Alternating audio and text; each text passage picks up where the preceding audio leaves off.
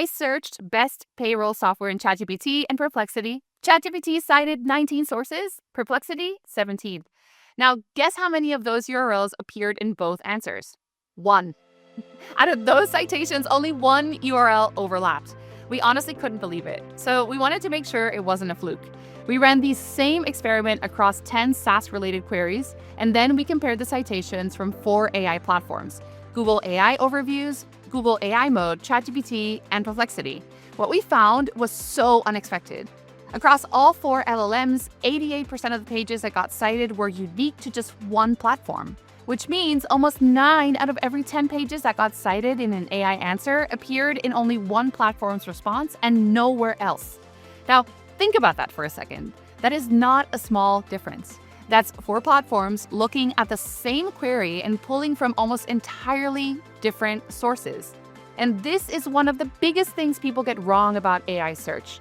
They treat all large language models like they're one thing, one algorithm, one set of rules, and honestly, that's just not true. Yes, the general processes these AI platforms follow is similar, and I'll break that down in just a minute. But the sources they trust, the pages they cite, and the brands that they recommend, those are often quite different. And if your AI strategy is built on the wrong assumptions about how all of this works, you've got a problem. Because more and more people are using these AI platforms to research products and make buying decisions. If your brand isn't showing up in those answers, you're not even in the conversation.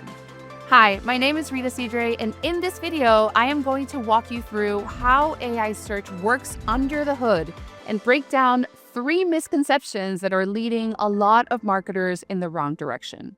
We're publishing AI-related strategies every week, so subscribe to the channel if you're interested in adjusting your marketing to the AI era.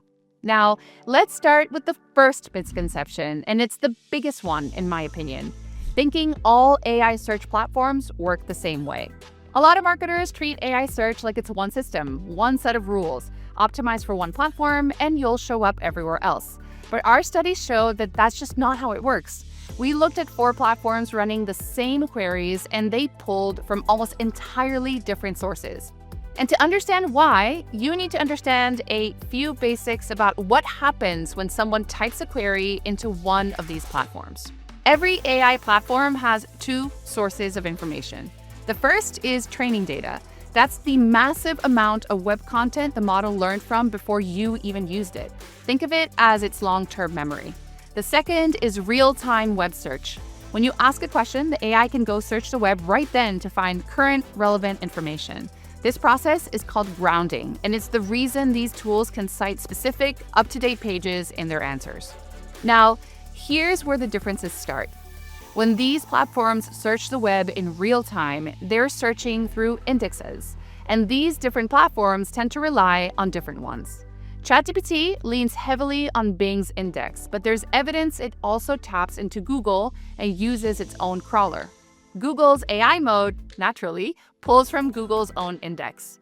Claude appears to use Brave Search, and Perplexity has built its own web crawler and index. The point is, when you ask the same question on different platforms, they're often starting from different pools of information. And it's not just the indexes. These types of sources these platforms tend to favor can vary too. Some lean more towards editorial review sites, some pull from community platforms like Reddit, some go straight to vendor pages. The specifics are still evolving, but the pattern is clear. Each platform has its own preferences for what it considers trustworthy. This is why being visible to one platform doesn't mean you're visible on another. ChatGPT and Google's AI features have the largest user base right now, so those should get most of your attention. But don't ignore the others entirely. Check out how your brand shows up across platforms. The gaps might surprise you. Now, that brings me to the second misconception, and this one is probably the most common. Thinking that if you rank on the first page of Google, you will automatically show up in AI answers. Yeah, I guess it makes sense on the surface. You rank well on Google, so you should be covered in AI search too. But the data, it kind of tells a different story. In that same test I mentioned earlier, we compared the exact pages ranking in Google's top 10 against the pages cited by those 4 AI platforms. And only 44% of Google's top 10 pages appeared in at least one AI answer. Less than half. And when you break it down by platform, it honestly gets worse. Perplexity had the highest overlap at 32%. Google AI mode was around 15%.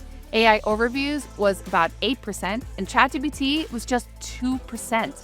So you could be ranking on page 1 for Google for your most important keyword, and ChatGPT might not cite you at all. Now, that's a real gap. The reason the overlap is so low comes down to something called query fanout. When you type best payroll software into an AI tool, the system doesn't just search for those exact words. It breaks your question into multiple subqueries and runs them at the same time. Things like payroll software pricing comparison, easiest payroll setup for small teams, and payroll compliance features for startups. This means the AI is pulling from a much wider set of pages than just the ones ranking for your main keyword. For instance, if your content only covers best payroll software but says nothing about payroll compliance or setup for small teams, you might miss all those subqueries entirely. So, ranking on page 1 alone isn't enough to get you into AI answers. If you want visibility in AI search, your content needs to go beyond the main keyword and cover subtopics and related questions that these platforms are likely searching for behind the scenes.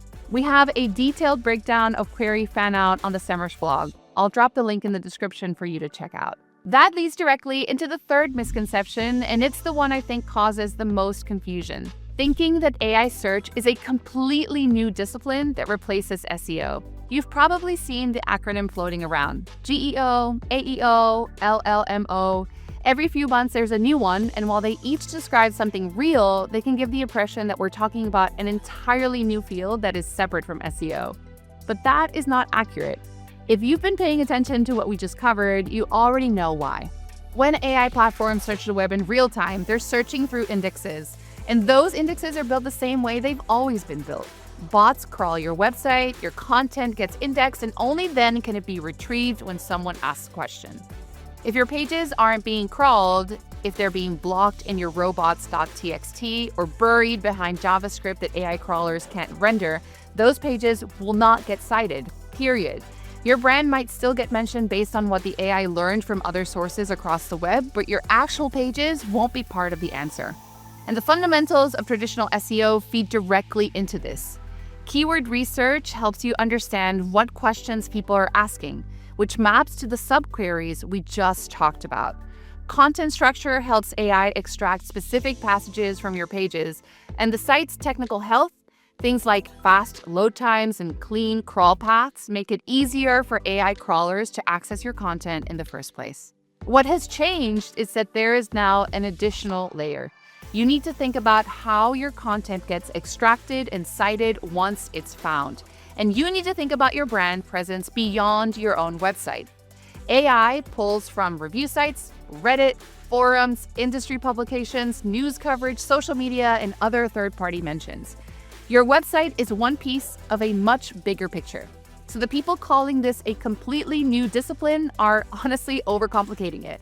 But at the same time, the people thinking that traditional SEO alone is enough are missing a big part of the picture. The right approach is somewhere in the middle. Treat AI search visibility as an extension of what you've already been doing with SEO, not a replacement for it. If you take one thing from this video, it's that AI search is not one system, and it doesn't play by the same rules as traditional search. But it's not a mystery either. Once you understand the mechanics, the path forward gets a lot easier. So here's where I'd start.